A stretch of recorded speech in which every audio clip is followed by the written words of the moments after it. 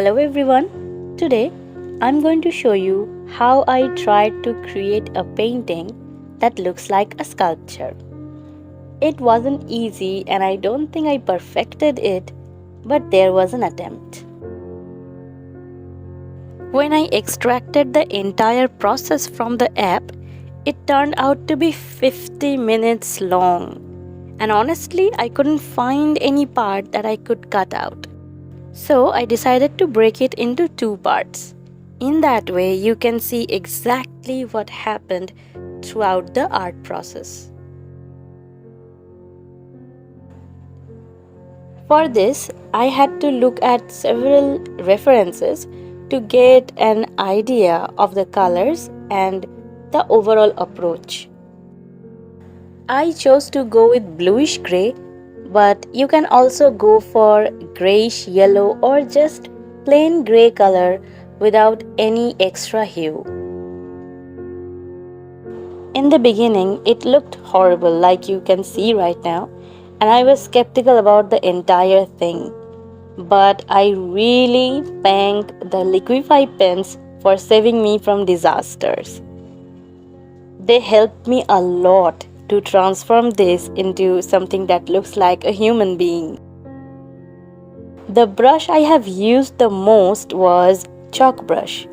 Honestly, it's becoming one of my really favorite brushes. I absolutely love the texture it creates. The other brush I used was flat brush lines. In this process, I have used smudge brush as well, which I usually avoid, but mind it, I didn't use it to blend things. I used it for mark making and some actual smudging. For this, I have used the same brush that I used for painting. Be careful though, do not overuse smudging or it might ruin things. Talking it from my own experience.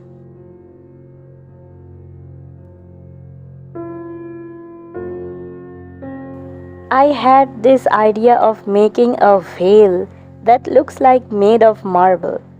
But soon I realized that I was overestimating my capability, so dropped that plan. I know right now it looks super creepy and also it made me feel like I was going to a wrong direction. But some part in me was like, don't give up yet. You challenged yourself, so let's just wait some more and try harder. I listened to that thought and honestly I'm glad that I did. With some patience and adding more shadows to make it look 3D, things started to get better at some point. And I will get back to you when we reach that point.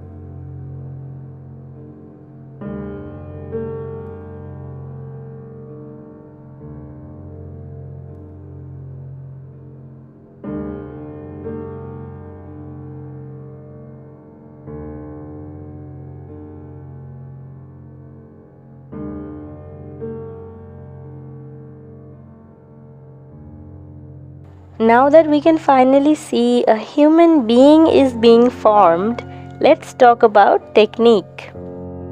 The most important thing about painting this way is understanding the light and shadow.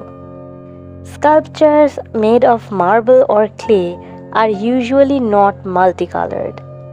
So, all the depths are given by making grooves on the surface.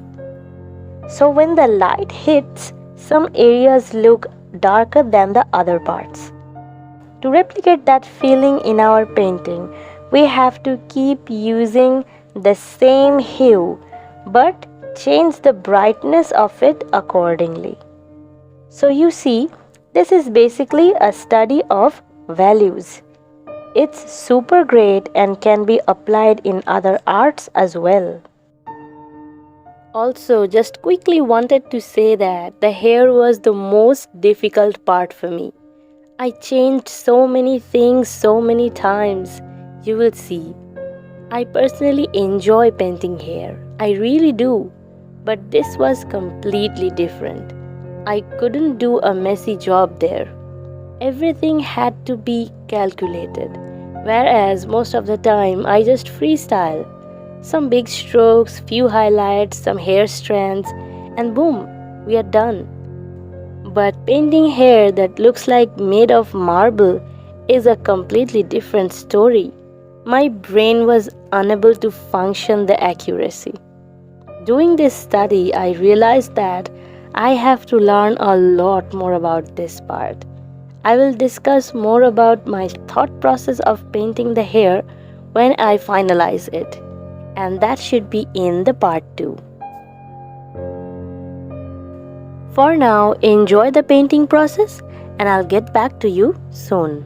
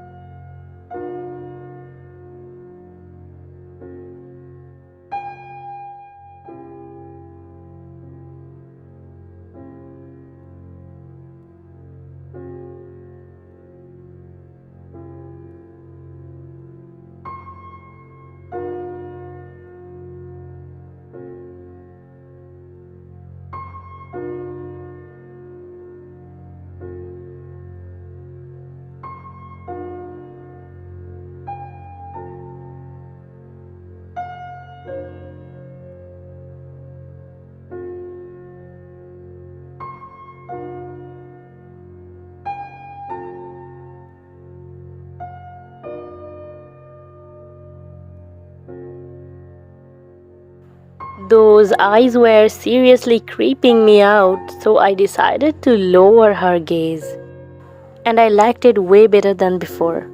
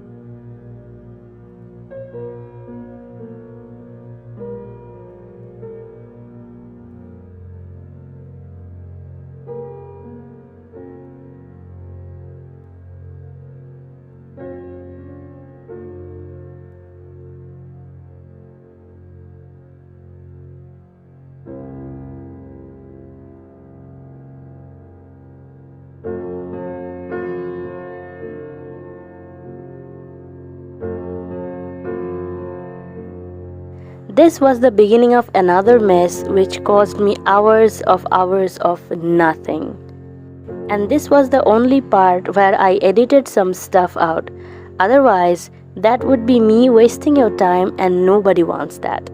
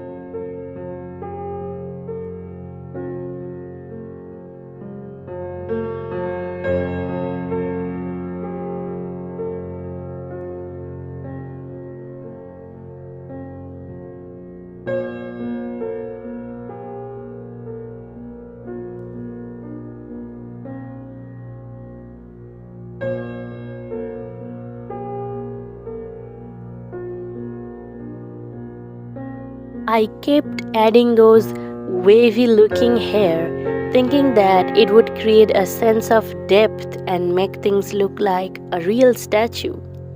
But it was awful, so here's exactly where the cut takes place. I didn't really like how weird it was looking, so I smudged everything after giving so much time for those individual strands.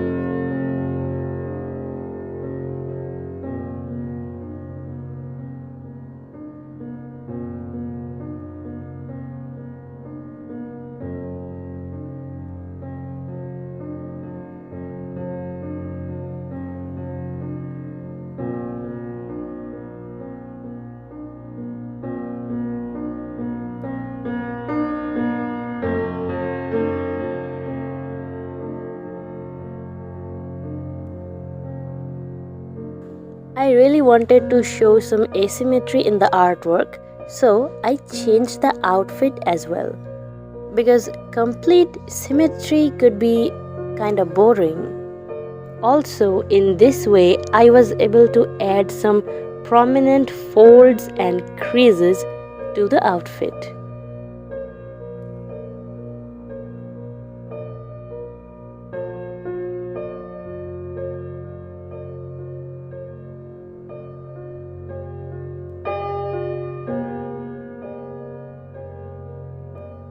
So, this is where our first part ends. In the part 2, you will be seeing more on the outfit, the finalized hair, the background, and of course, the cracks on the statue. I hope you look forward to it. So, that's it for today's video. I hope you enjoyed watching the process and will be looking forward to the second part. Thank you for watching, and I will see you in the next one. Till then, take care.